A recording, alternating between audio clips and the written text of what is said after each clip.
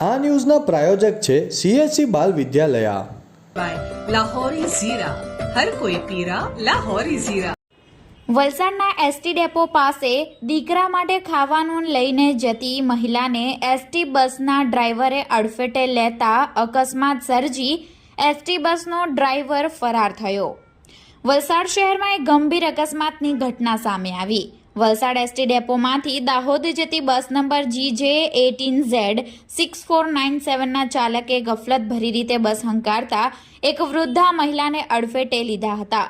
Gujarat housing બોર્ડના slum ક્વાર્ટર્સમાં રહેતા ચંચીબેન દેવી પૂજક તેમના દીકરા માટે બદરિયા હોટલમાંથી ભોજનનું પાર્સલ લઈને ઘરે જઈ રહ્યા હતા ત્યારે આ દુર્ઘટના સર્જાઈ હતી. અકસ્માત કર્યા બાદ બસ ચાલક વાહન મૂકીને ફરાર થઈ ગયો હતો. સ્થાનિક લોકોએ તુરંત જ 108 એમ્બ્યુલન્સ અને વલસાડ સિટી પોલીસને જાણ કરી હતી.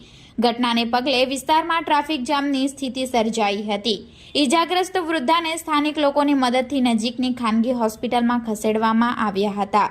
Valsad city PI DD Parmar અને તેમની ટીમે ઘટના સ્થળે પહોંચી કાર્યવાહી હાથ ધરી હતી. ટ્રાફિક જામની સમસ્યા હલ કરવા માટે પોલીસે એસટી બસને સાઈડમાં ખસેડી વાહન વ્યવહાર સામાન્ય કરાવ્યો હતો. ઘટના સંદર્ભે ચંચીબેનના પુત્રએ એસટી બસ ચાલક વિરુદ્ધ ફરિયાદ નોંધાવી છે.